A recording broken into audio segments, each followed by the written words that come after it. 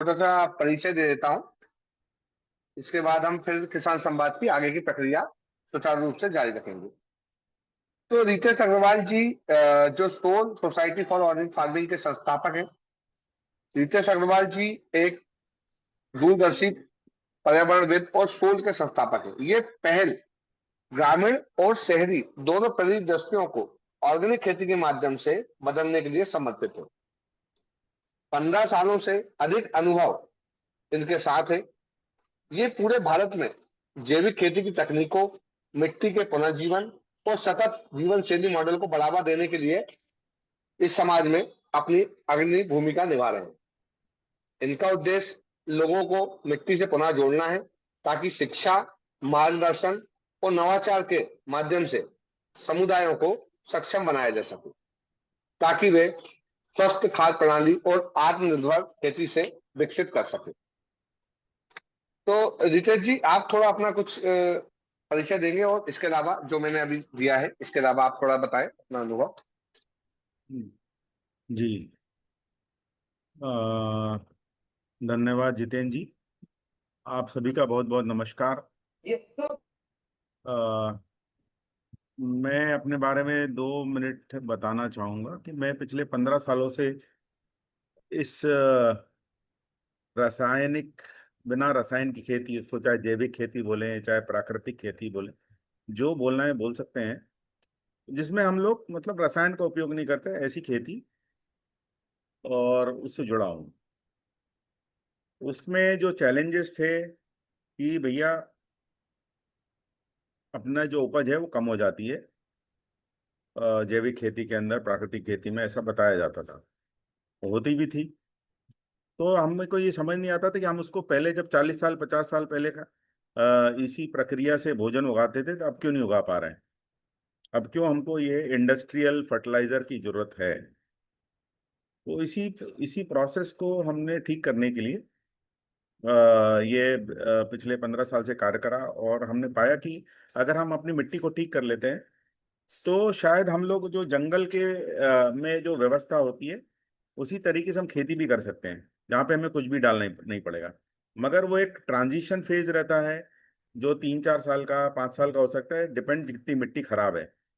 मगर ये भी बात है कि हमने ये भी उसके साथ जो इनोवेशन करा है वो ये है कि उस ट्रांजिशन फेज में किसान की जो उपज है वो कम नहीं होगी, वो केमिकल के बराबर आएगी या केमिकल से ज्यादा भी आएगी। मगर वो self sustainable regenerative farm convert होने में उसको थोड़ा समय लगता है, जब तक सॉइल के अंदर वो मजबूती ना आ जाए, मतलब सॉइल के अंदर प्रॉपर न्यूट्रिशन, पूरे माइक्रोब्स और सॉइल की एनर्जी पूरी अगर सही कर देते हैं हम लोग, तो फिर ये हमें जरूरत नहीं पड़ती है अगले 3 से 5 साल के बीच के अंदर। वो किसी के लिए 2 साल भी हो सकता है वो। तो ये है जितेंद्र भाई, अभी आगे कोई आपका प्रश्न हो तो बताएं। जी, तो जैसे आज का किसान साथियों को तो पता है कि आज का जो हमारा महत्वपूर्ण जो विषय रखा गया है वो है फूड फॉरेस्ट मॉडल। जो आपने बताया है, जैसे कि फूड फॉरेस्ट से किसान भाई 1 एकड़ में बहुत अच्छी उपज ले सकते हैं, बहुत सारी फसलों को एक साथ मैनेज करते हुए वह अच्छी कमाई कर सकते हैं। इसको लेकर मेरे कुछ सवाल रहेंगे, जिसका आप मुझे अपने हिसाब से जवाब देना है आपको, कि आप मतलब जो भी किसानों के सवाल है जो मेरे उससे हाँ जी, ठीक है, बताइए। रिलेटेड। तो सर, पहला सवाल मेरा है कि आपको फूड फॉरेस्ट मॉडल शुरू करने की प्रेरणा कहाँ से मिली, और ये पारंपरिक ऑर्गेनिक खेती से किस तरह अलग। देखिए, ये ऑर्गेनिक खेती का ही पार्ट है, मगर पारंपरिक खेती में हम लोग जो करते हैं, कोई भी खेती है, ऑर्गेनिक नहीं प्राकृतिक है जो केमिकल है, उसमें किसान 1 या 2 फसल लेता है। मगर ये फूड फॉरेस्ट हमने इसलिए सोचा कि जंगल में जो व्यवस्था होती है, ज़्यादा वेजिटेशन होता है, क्या हम ऐसी व्यवस्था बनाए कि किसान चूंकि एक ही फसल लेता है, अगर हम मल्टी क्रॉप करते हैं, अलग तरह हर तरह की, मतलब फ्रूट्स हो गया, हर्ब्स हो गए, सब तरह की जड़ी बूटी हो गई हैं, फ्लावर्स हो गए हैं, लकड़ी हो गया, और हम हर खेत की हर जगह को हम प्रॉपर यूटिलाइज कर सकें। इससे किसान की जो आमदनी है, जो उसका फसल चक्र है, मतलब वो हर महीने में, 15 दिन में या हफ्ते में उसको पैसे आते रहेंगे इसमें। तो जो किसान सबकी समस्या है वो इससे बहुत हल हो सकती है। प्लस ये तेजी से हमें रीजेनरेटिव मॉडल की तरफ जाने के लिए प्रेरित करता है। इसमें जो बायोमास जनरेट होगा, जो हम मिट्टी ठीक करेंगे, तो जितना भी बायोमास जनरेट होगा वो फर्टिलाइजर का काम करेगा, कार्बन का काम करेगा। वो तेजी से जो मिट्टी है ठीक होगी, और उपज भी अच्छी आएगी, और कंटिन्यूस उपज आएगी। इसलिए हमने ये मॉडल को एक सेल्फ सस्टेनेबल प्रॉस्परस फार्मर के लिए हमने इसको सोचा है, और हम इसको इम्प्लीमेंट में लेके आ रहे हैं। ठीक है। मेरा अगला सवाल ये है कि जनरली किसान भाई जो होते हैं वो केवल अपनी जो फसलें होती हैं उसके उत्पादन को लेकर या उसमें आने वाली समस्याओं को लेकर ही प्रायोरिटी देते हैं, लेकिन कोई भी किसान मिट्टी की सेहत को लेकर बात नहीं करता। लेकिन आप हमेशा मिट्टी प्रथम या सॉइल फर्स्ट की रणनीति पर ही जोर देते हैं। तो आपके अनुसार मिट्टी की सेहत ही दीर्घकालिक लाभप्रदता की नींव है, इसको लेकर थोड़ा मुझे बताएं। देखिए, मिट्टी जो है, रासायनिक खेती या प्राकृतिक खेती या ऑर्गेनिक खेती, जो है मिट्टी सबसे इम्पोर्टेंट है। जैसे हमारा पेट ठीक है तो हम सब रोग मुक्त रहते हैं, उसी तरीके से मिट्टी भी हमारे जो है पेट का रिफ्लेक्शन है, या ये बोलो कि हमारा पेट मिट्टी का रिफ्लेक्शन है। अगर जैसा अन्न हमारी मिट्टी से उगेगा वैसे ही हमारी सेहत रहती है। तो उसी तरह से अगर हमारी मिट्टी अच्छी रहेगी तो हमारी मतलब जो फ्रूट्स है, जो फूड है, वो अच्छा रहेगा और हमारी सेहत भी अच्छी रहेगी। और उसका कारण क्या है? अगर हम रसायन डालते हैं तो मिट्टी की जो उर्वरक क्षमता दिन प्रतिदिन कम होती जाती है। आप भी देख ही रहे हैं, सब जगह सुन रहे हैं, पंजाब में, हरियाणा में, इस तरफ इधर ज़्यादा डीएपी यूरिया यूज़ करा जाता है, पेस्टिसाइड यूज़ करा जाता है। मध्य प्रदेश में भी कुछ जिलों में यूज़ करा जाता है। तो किस तरह की स्थिति हो गई है।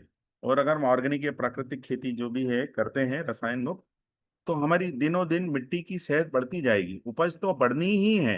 ये भी मिथ्या है कि उपज घट जाती है। भाई मैंने देखा कि 16-16 कुंटल तो लोग सोयाबीन ले रहे हैं ऑर्गेनिक खेती से, और रासायनिक में 3 कुंटल 5 कुंटल ज्यादा से ज्यादा। तो ऐसी कोई भी फसल नहीं है जिधर ऑर्गेनिक में अगर न्यूट्रिशन प्रॉपर दिया जाए तो कोई कारण नहीं है कि उपज नहीं हो सकती ज्यादा। तो मिट्टी की सेहत सबसे इंपॉर्टेंट है। मिट्टी अगर हम जितनी अच्छी करते जाएंगे उतनी अच्छी ही आपकी जो है फूड चेन बनेगी, आपका उतनी अच्छी उपज होगी, और बीमारी उसमें रहेगी नहीं, ना पेस्टिसाइड वीडीसाइड कुछ भी यूज करने की जरूरत नहीं पड़ेगी आगे जाके। बताइए। ठीक है जी। हम्म।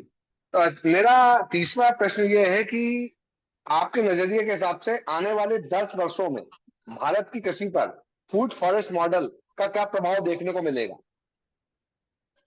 देखिए, पिछले हमने ये 3-4 महीने से फूड फॉरेस्ट को चालू करा है, और जो हमारा अनुभव अभी रहा है कि करीबन हमने 4 से 5 मॉडल ऑलरेडी इसको एग्जीक्यूशन में लेके आ गए हैं पिछले 1 महीने के अंदर। 3 एक महीने पहले चालू करा था, और हमारे पास महीने की 20, 25, 30 इंक्वायरी आ रही है इस पे, है ना, या ज़्यादा भी आ रही है। और हमको लगता है हर महीने हम 10-15 तो फूड फॉरेस्ट या 20 फूड फॉरेस्ट लोगों के लिए बना सकते हैं आगे जाके। और मैं अगले 10 वर्षों में समझता हूँ कि जो किसान भाई सक्षम है और जो कर सकते हैं, और चूंकि ये एक बड़ा अच्छा आय का कंटिन्यूस स्रोत है, तो जिनके पास भी जमीन है और जो सक्षम है उन्हें जरूर इसको करना चाहिए।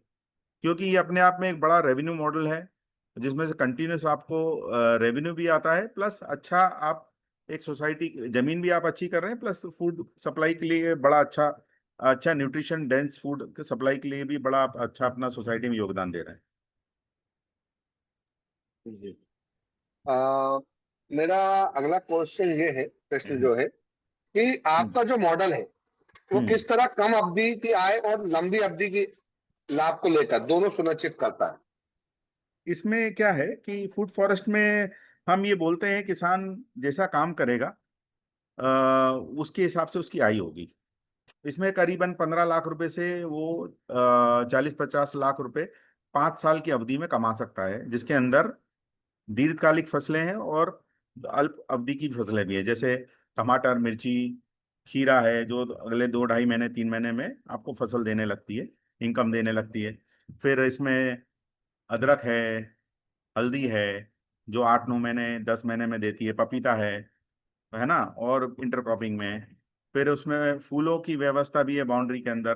फूलों पे हम लोग उसमें मलाबार नीम लगाते हैं जो कि टिम्बर और लकड़ी प्रदान करेगा 5 साल में किसानों को। और अलग अलग तरह के फल हैं जैसे अनार है, अमरूद है, ये सब भी जो कि 2.5 साल 3 साल में फ्रूट देने लगते हैं। तो किसान जितना इन्वेस्टमेंट कर सकता है उस हिसाब से हम उनका बढ़िया अच्छा मॉडल सॉइल के हिसाब से और क्लाइमेट के हिसाब से बना के देते हैं इसके अंदर, जिसमें उसकी मैक्सिमम यील्ड करी जा सके, जो कि 2 लाख से 10 लाख रुपए प्रति एकड़ तक हो सकती है प्रति साल। मगर 5 साल के पीरियड में देखना पड़ेगा, क्योंकि कुछ फसल हमको 5 साल बाद मिलेगी, कुछ 2.5 साल मिलेगी बाद मिलना चालू होती है। इस तरह का ये मॉडल बना है। मगर हर माह इसमें से इनकम आएगी, ये तय है। बहुत बढ़िया। तो सर मेरा अगला सवाल ये है कि इससे सोल सोसाइटी अपनी इस खेती की पद्धति में carbon bio fertiliser based system को फॉलो करता है, और उसके हिसाब से कार्बन बायो फर्टिलाइजर अगर किसान लगाता है और तो आने वाले समय में उसकी लागत कम होती चली जाएगी। तो इस पर प्रकाश डालें आप कुछ थोड़ा। हाँ, मैं ये बताना चाहता हूँ कि हमारे जो भी मॉडल हैं, ये जैसे फूड फॉरेस्ट मॉडल है या खेती का कोई भी मॉडल हो जिसमें हम लोग अपन काम कर रहे हैं, ये मान के चलिए 3 से 5 साल बाद आपका जो खेत है वो सेल्फ सस्टेनेबल हो जाएगा। उसमें कोई भी बाहर से डालने की जरूरत नहीं, सोल की भी उसमें जरूरत नहीं है, या जरूरत पड़े तो बहुत ही कम जरूरत पड़ेगी, क्योंकि आपकी मिट्टी, हम लोग काम करते हैं मिट्टी पे। तो अब ये कार्बन बायो फर्टिलाइजर जो बैग है, ये इसमें क्या डलता है आप समझिए पहले। इसके अंदर गोबर गौमूत्र और खरपतवार फ्रेश, जो हरे हरा हरी का खरपतवार हो वो डलता है। अलग अलग तरह की डालें, या कोई भी सब्जियां जो फ्रेश सब्जियां हैं, ये फ्रूट्स हैं, वो डाल सकते हैं। और पहली बार में छाछ और गुड़ डाला जाता है और थोड़ा चावल डाल रहा है कच्चा। तो अब ये सब क्या करते हैं, अलग अलग तरह के माइक्रोब्स उसमें पैदा करते हैं, प्लस सब तरह के एंजाइम पैदा होते हैं इसके अंदर, एनोरोबिक फॉर्म में पैदा होते हैं। तो जो भी अलग अलग जो जैविक खेती के विशेषज्ञ जो फार्मूले बनवाते हैं, और जिसमें बहुत लागत भी आती है, ये कार्बन बैग के अंदर ये सब चीजें लगभग फ्री ऑफ कॉस्ट हो जाती हैं, क्योंकि आपको एक्स्ट्रा कुछ नहीं डालना, खेत में से जो उग रहा है उसी में डालना है। आगे जाके आपको सिर्फ गोबर गौमूत्र और खरपतवार ही डालना है, तो उसकी तो कोई लागत है नहीं, है ना। तो और इसके इसका आउटपुट क्या हो गया, इसके अंदर से हमको एंजाइम बेस्ड खाद मिल गई, बैक्टीरिया बेस्ड खाद मिल गई, बायो ऐसा, और 25 से 40% की कार्बन रिच खाद मिल जाती है, जिसमें हमको बहुत ही अच्छी उत्तम क्वालिटी की एक बायो फर्टिलाइजर खेत में ही बन रहा है। और जब हम इसको देते जाएंगे कंटिन्यूस, और इसी से ही हमारा सालों दर साल, ये हम आज से चालू करें और धीरे धीरे जो हमारे दूसरे चीजें यूज करते हुए हमारे मिट्टी को ठीक कर लें, और बाद में 2 3 साल या 4 साल बाद इस बैग से ही आपका पूरा खेत मेंटेन हो जाएगा, आपको कुछ डालने की जरूरत नहीं है, खेत की चीजों से ही रिसाइकिल हो जाएगा पूरा। और ये माइक्रो, ये खाद भी जो है पूरे माइक्रो खाना है, तो पूरी जो व्यवस्था है, प्रकृति की व्यवस्था है, उसको इंस्टॉल करने का बहुत ही सुलभ और किफायती तरीका है ये।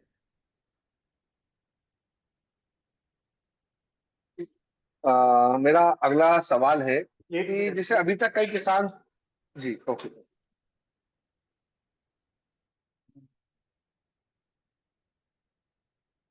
सेकंड।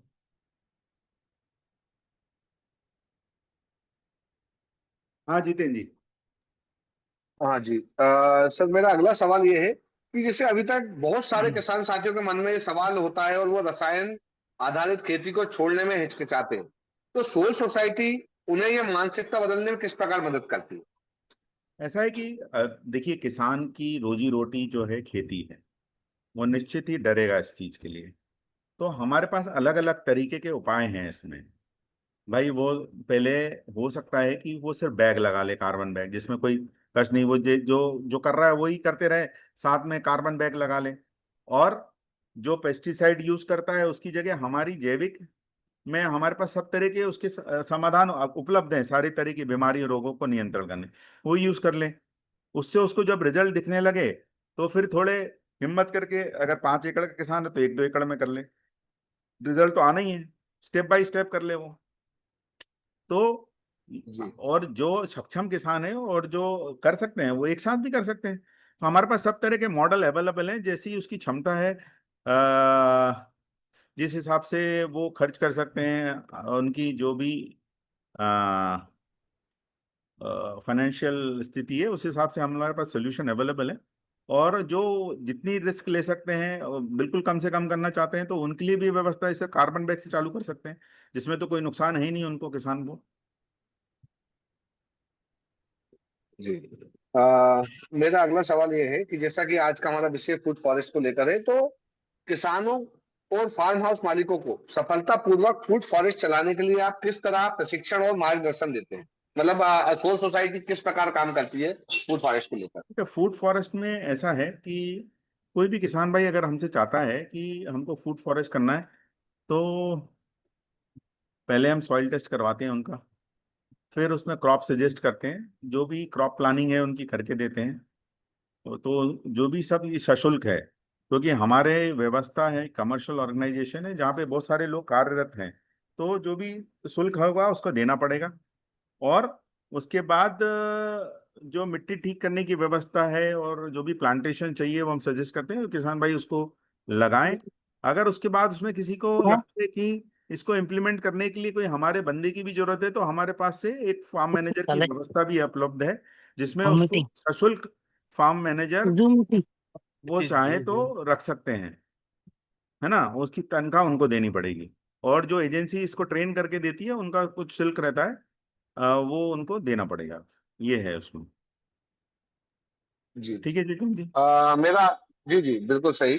सर, मेरा अगला सवाल है कि जैसे मिट्टी प्रशिक्षण परीक्षण को लेकर आइसर मोहाली में आपके मॉडल की विश्वसनीयता को कैसे मजबूत करता है? जैसे आप जो मिट्टी परीक्षण को लेकर सजेस्ट करते हैं कि आइसर मोहाली में आप मैं मिट्टी जांच कराना चाहिए, मैं तो समझ गया आप आपकी थोड़ा बात। उसको लेकर डिस्कस हाँ, करो जी। देखिए, आइसर मोहाली जो है इंडियन इंस्टीट्यूट ऑफ साइंस का, जो Indian institute of science Bangalore है, उसी का ही एक इंस्टीट्यूट है, उन्हीं का पार्ट है वो, Indian institute of science research and education. और एक ये बड़ी ही जो शोधकर्ता रिसर्च ऑर्गेनाइजेशन है, जहाँ पे वो लोग चाहते हैं कि बेस्ट से बेस्ट जो है रिजल्ट आपको एकदम ऑथेंटिक मिले। इसलिए वहाँ पे एक बड़ी अच्छी लैब स्थापित करी गई है उनके द्वारा, जहाँ से हम लोग ये सॉइल टेस्ट कराते हैं, जिसमें कि हमको लगता है कि अभी तक हमने जितने भी सॉइल टेस्ट कराए वो प्रॉपर हैं, और उसी अनुसार हमारा काम करने से फील्ड में रिजल्ट भी है। जी। मेरा अगला सवाल है सर, आपकी नजर में आपका ऑर्गेनिक मॉडल लंबे समय में रासायनिक खेती की तुलना में ज्यादा लाभदायक और टिकाऊ क्यों है?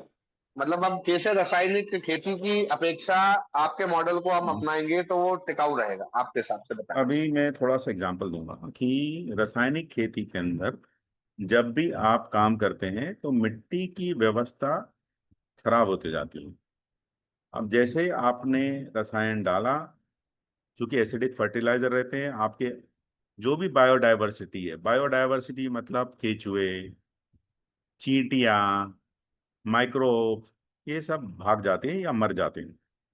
अब आपने इनको खत्म कर दिया, तो प्रकृति ने तो इनकी व्यवस्था कुछ ना कुछ कारणों से बनाई है, और आप उनको सिर्फ एक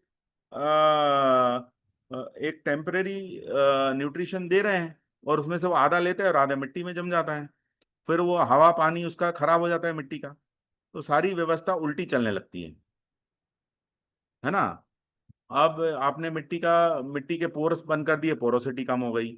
अब जड़ों में हवा नहीं जा रही तो फंगस आ रही है, ऑक्सीजन नहीं ले पा रहे माइक्रोब्स वहां पे, तो वो डोर्मेंसी में चले गए।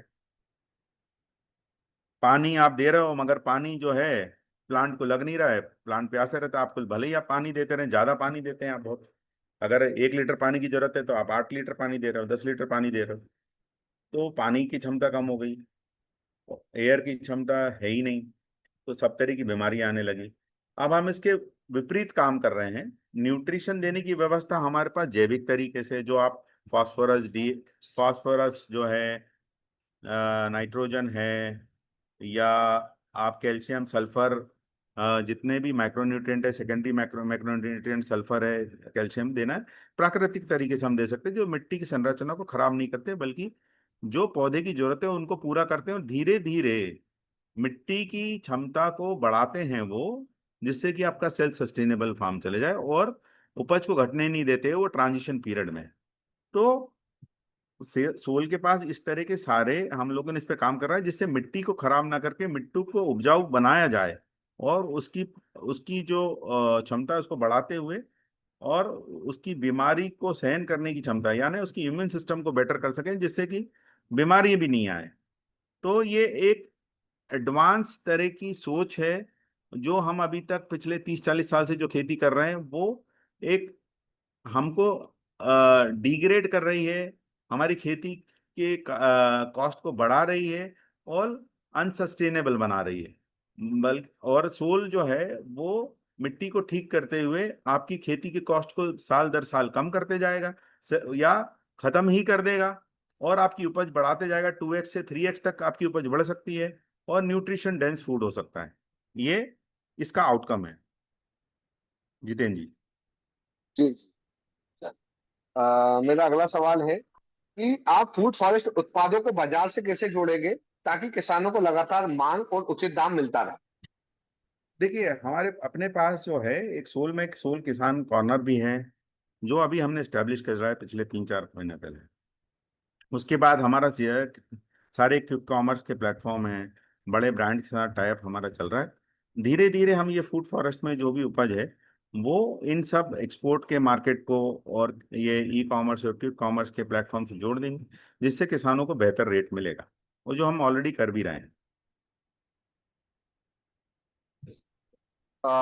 मेरा सर अगला सवाल है, कॉर्पोरेट और स्टार्टअप दोनों में आपके अनुभव से आपने कौन से ऐसे सबक लिए हैं जिन्हें आप सतत कृषि के विस्तार में उपयोग कर रहे हैं।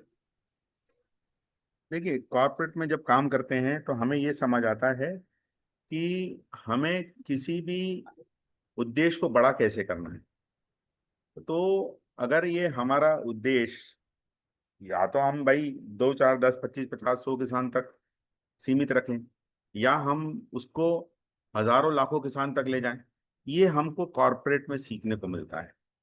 तो स्टार्टअप में हमको सीखने को मिलता है हम इन सब समस्याओं को लेते हुए हम कैसे ऐसे इनोवेशन करें हम जिससे जल्दी से इस व्यवस्था को इतनी बड़ी कर दें कि ज्यादा से ज्यादा लोगों को बेनिफिट हो सके, और हम उसको व्यापार बनाएं जिससे कि हर आदमी जो भी इससे जुड़ता है उससे उसका आर्थिक लाभन फायदा हो, जिससे वो उसको एक मोटिवेशन रहे कि वो इसको और बड़ा कर सकते हैं। ये मैंने इससे सीखा है।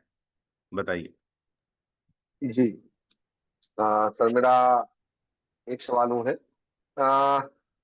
स्टोर सोसाइटी के लिए आपका जो दीर्घकालिक दृष्टिकोण है, और तो क्या आप इसे मानते हैं कि ये एक आंदोलन के रूप में काम करने वाला है और साथ ही ये व्यवसाय दोनों रूप में काम करेगा। देखिए, ये दोनों काम कर रहे हैं। हम लोग कोई एक सोशल ऑर्गेनाइजेशन तो है नहीं, ठीक है। हमें अगर इसको बड़ा रूप देना है और इसको अगर हमको ज़्यादा लोगों को तक पहुंचना है तो हमें इसको एक बिजनेस ही बनाना पड़ेगा। हाँ, ये जरूर है कि इसका ऑब्जेक्टिव जो है सोशल भी है, जिसमें लोगों को फायदा भी होगा। भाई देखिए, आज आज केमिकल कंपनियां भी सब पैसे कमा रही हैं, है ना। तो अगर हम जैविक खेती करते हुए एक बेटर काम करते हुए किसानों का बेहतर करते हुए उनकी अगर कॉस्ट को कम करते हैं, उनकी ईल्ड को बराबर बढ़ते हैं, उनको ज्यादा मुनाफा दिलवाने का काम करते हैं, तो हमें क्यों नहीं इसको बिजनेस बनाना चाहिए। हमें इसको बिल्कुल बिजनेस बनाना चाहिए, मगर it will be A social and economic enterprise. ठीक है जी। जी। सर मेरा एक आखिरी सवाल और है, आ, जैसे आपके फूड फॉरेस्ट के प्रस्ताव में बताया गया है कि 10 लाख प्रति एकड़ की संभावना आपने दर्शाई है, तो हम्म। इसके पीछे मुख्य कारण क्या है, ये थोड़ा मुझे क्लियर करें सर। देखिए, इसमें फूड फॉरेस्ट में 10 लाख रुपए तक, जैसे कि मैंने पहले भी बताया है, 5 साल के अगर पीरियड में अगर देखेंगे तो short term crop, vegetable crop, हम इसमें वेजिटेबल क्रॉप करते हैं, सारे तरह की हर्ब्स करते हैं, और फ्लावर्स करते हैं, टिम्बर करते हैं, लकड़ी जिससे अवेलेबल हो जाए, और फ्रूट्स क्रॉप करते हैं, अनार है, अमरूद है। तो ये अलग अलग समय पे अलग अलग फल देते हैं।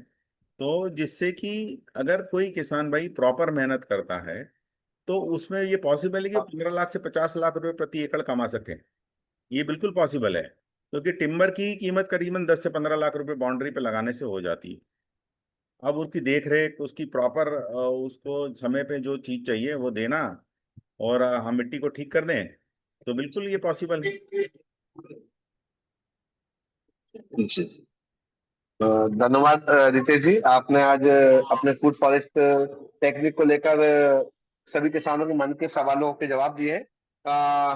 मैं सभी किसान साथियों से चाहूंगा कि किसी भी किसान साथी के मन में फूड फॉरेस्ट को लेकर या किसी इस प्रकार की ऑर्गेनिक खेती को लेकर कोई मन में सवाल है या कोई शंका आ रही है, तो वो रितेश जी से या मुझसे डायरेक्ट पूछ सकते हैं। तो किसी भी किसान साथी के मन में कोई सवाल है तो मैं पूछ सकते हैं। अभी माइक को अनम्यूट कीजिए और एक एक करके अपना सवाल रखिए, हम उनका जवाब दें।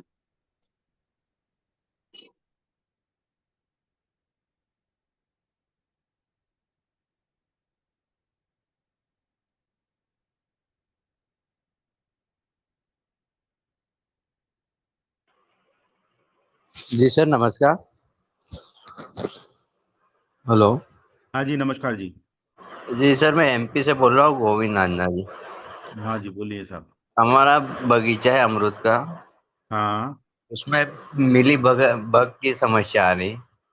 वो ये समस्या तो जितेंद्र जी आपकी सुधार देंगे। मिलीबग में बहुत बड़ी समस्या नहीं है ये। जी बहुत जी। जैविक तरीके से पूरे वो सॉल्व हो जाएगी। हम उसे 2 साल से जैविक ही कर रहे हैं। अपने पास बैग बैग रखा है, वो इनोवेरिक बैग। हम्म। बस वही चला रहे, दूसरा कुछ बैक्टीरिया नहीं दे रहे। नहीं, मगर आपको दूसरे बैक्टीरिया भी डालना पड़ेंगे, उसी से पूरा चीज नहीं होती है, क्योंकि हाँ आप जी। अभी आधी अधूरी व्यवस्था चल रही है ना। जी जी। जी हाँ, तो अगर आपको पूरा अच्छा करना है तो आपको शुरू में तो पूरा सिस्टम सेट करना पड़ेगा। फिर उसके जी। बाद आप आपका ये ऑटोमेटिक जो है सिस्टम फिर प्रॉब्लम नहीं आएगी। तो उसमें और क्या चलाना चाहिए, जैसे हाँ, फल बड़ा हो, फ्लावरिंग अच्छी आए, शाइनिंग अच्छी आए। हाँ, तो ये स्पेसिफिक क्वेश्चन है जो जितेंद्र जी आपको 1 to 1 आपको बता देंगे। प्रॉब्लम आपकी इंडिविजुअल प्रॉब्लम है। हाँ, आपकी गोविंद जी जी, मैं मेरे पास गोविंद जी। आपकी डिटेल आ गई है। मैं आपसे पर्सनल कॉल पे बात करके पहले आपको बगीचे की कुछ फोटोज लगेगी और कैसे जी। क्या आप आपके स्टेप से काम कर रहे हैं उसको लेकर मैं आपसे अलग से चर्चा करता हूँ, ताकि प्रॉपर आपको गाइडेंस दे सकूँ। है ना, ठीक है मिली सर। बाग की समस्या छोटी समस्या है, उसको हम सॉल्व कर देंगे। हाँ, ठीक। ये तो बहुत बहुत ही मामूली समस्या है मिलीबग की, आप चिंता मत करें, वो जैविक तरीके से हो जी। जाएगी सॉल्व। ठीक है हमारे सर। पास सारे तरह की जो समस्या है उसके पूरे जैविक समाधान है। जी आपको सर। मैं फिर से अश्योर करना चाहता हूँ।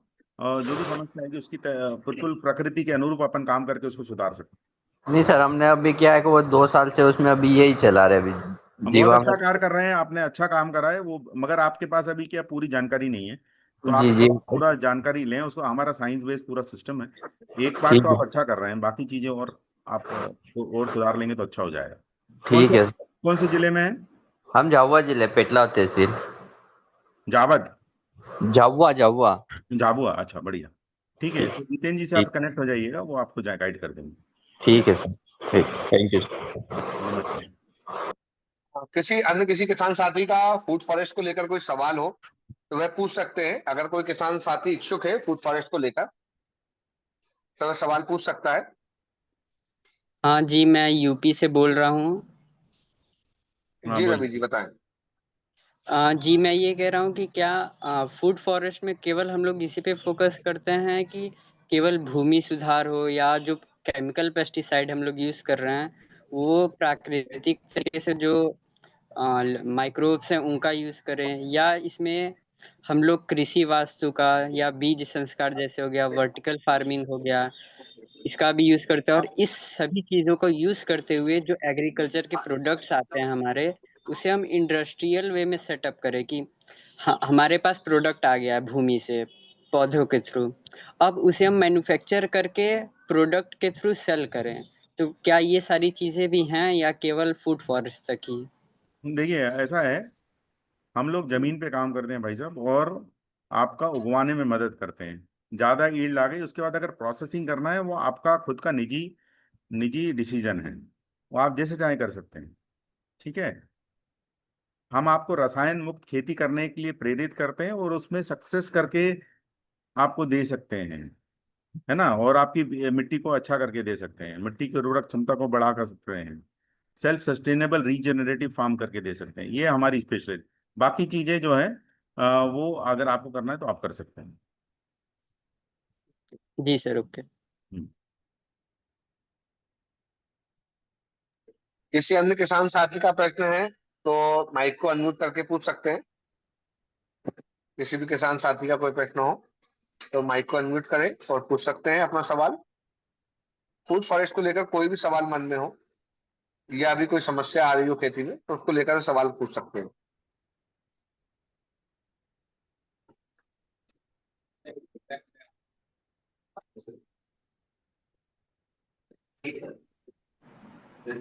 Can we discuss about the steps involved in food forest? Like, what is the first step, and then the workflow from a farmer's perspective? हाँ, यस ऑफ कोर्स। वैसे तो इनिशियली मैंने बताया था कि फूड फॉरेस्ट का जो स्टेप्स है उसके अंदर हम क्या करते हैं कि पहले सॉइल टेस्ट कराते हैं, फिर सेकंड स्टेप जो है सबकी जानकारी के लिए कि हम क्रॉप प्लानिंग करके देते हैं, और उसका जो भी खर्च होता है जो भी एक्सपर्ट बनाते हैं उसको देना पड़ता है। थर्ड, हम लोग साइट असेसमेंट के लिए भी हम टीम भेजते हैं। अगर कोई किसान चाहता है भाई कि, या फार्म हाउस ओनर चाहता है कि हमको फाइनल एक बार चेक कर लें, तो हमारी टीम भी जाती है वहाँ पे, विजिट करती है और उनको सजेस्ट करती है ये सारी क्रॉप करना है। फिर वो क्रॉप उगाते हैं, और उसके लिए बाद अगर कोई किसी को चाहिए कि फार्म मैनेजर है उसको इम्प्लीमेंट करना है, तो हम फार्म मैनेजर की सुविधा सशुल्क प्रोवाइड करते हैं। उसकी सैलरी जो है जो भी फार्म हाउस ओनर है या जो भी सक्षम किसान है उनको देनी पड़ेगी। ये है।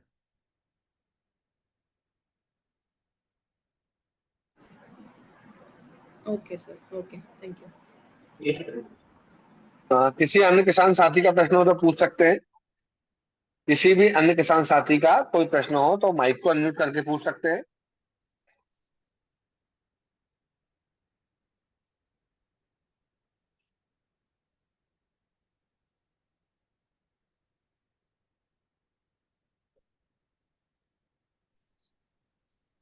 सर मेरा पुनः एक प्रश्न है।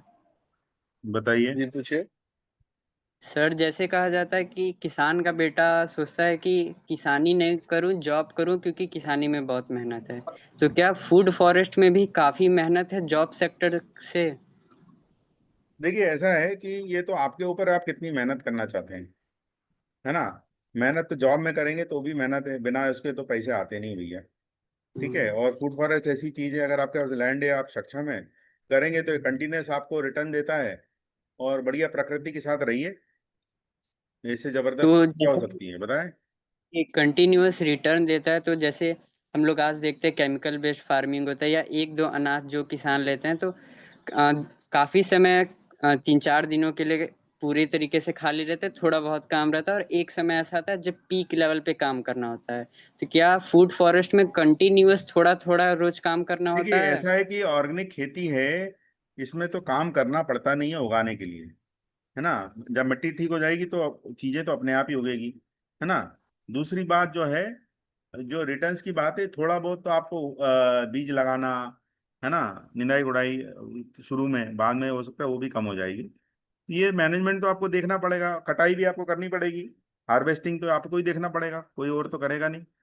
ये सब काम तो करना ही पड़ेगा। बाकी जो है बीमारियों की समस्या है, और कचरा वगैरह है, ये सब धीरे, कचरा का तो प्रॉब्लम सॉल्व हो जाता है धीरे धीरे। बीमारी का तो 90% तक बीमारी आती नहीं है 1-1.5 साल के अंदर। अब काम तो कम ही करना पड़ेगा उसके अंदर। और कंटिन्यूस अगर इनकम है तो उससे अच्छा क्या हो सकता है और किसान के लिए बताएं। जी,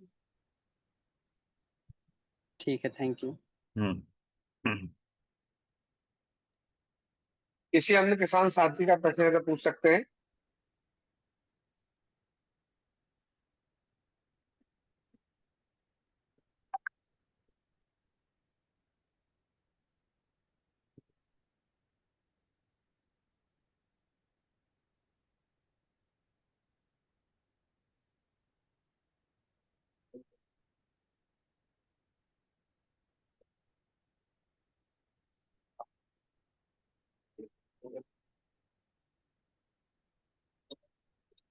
किसी भी किसान साथी का प्रश्न है तो पूछ सकते हैं।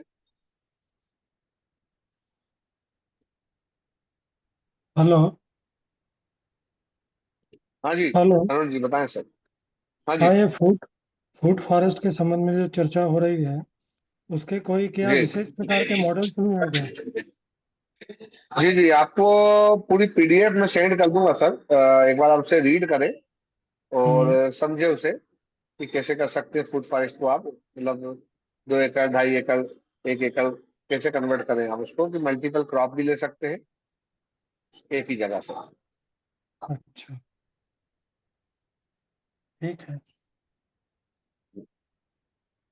तो इसकी जो फूड फॉरेस्ट के जो मॉडल्स हैं उसमें आपके जो प्लांट्स वगैरह लगाने रहते हैं उसका भी आपके यहाँ से सप्लाई होता है क्या, या आप नियर बाय कहीं नहीं लेते हाँ, हैं? नहीं, वो हमारे यहाँ से सप्लाई नहीं होता सर, वो आपको खुद ही करना पड़ेगा। हम हम्म। आपको सपोर्ट कर सकते हैं उसमें। हम लोग से देखिए अब मिट्टी मतलब पे काम गाइडेंस की करते हैं। जहाँ से हमको रिलायबल प्लांट्स मिल सकें। हाँ, वो उसमें मदद कर सकते हैं जहाँ पे आपको हमें लगता है कि यहाँ पे इस तरह की नर्सरी हैं जहाँ पे जो आपको अच्छा माल दे सकेगी, वो हम आपको उनसे कनेक्ट करा देंगे। अच्छा, ठीक है।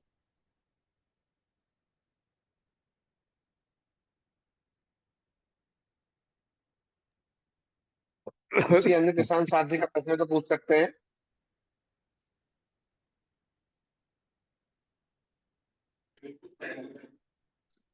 किसी भी अन्य किसान साथी का कोई प्रश्न हो तो पूछ सकते हैं।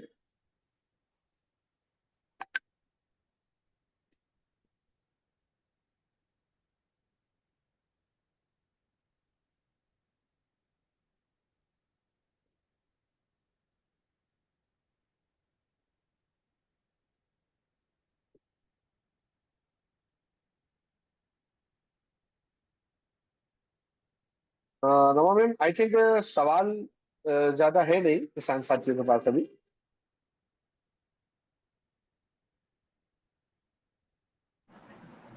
जी जी, तो हम जी, आज के लिए क्लोज तो करते क्या हैं। आज के जी, लिए क्लोज करते हैं।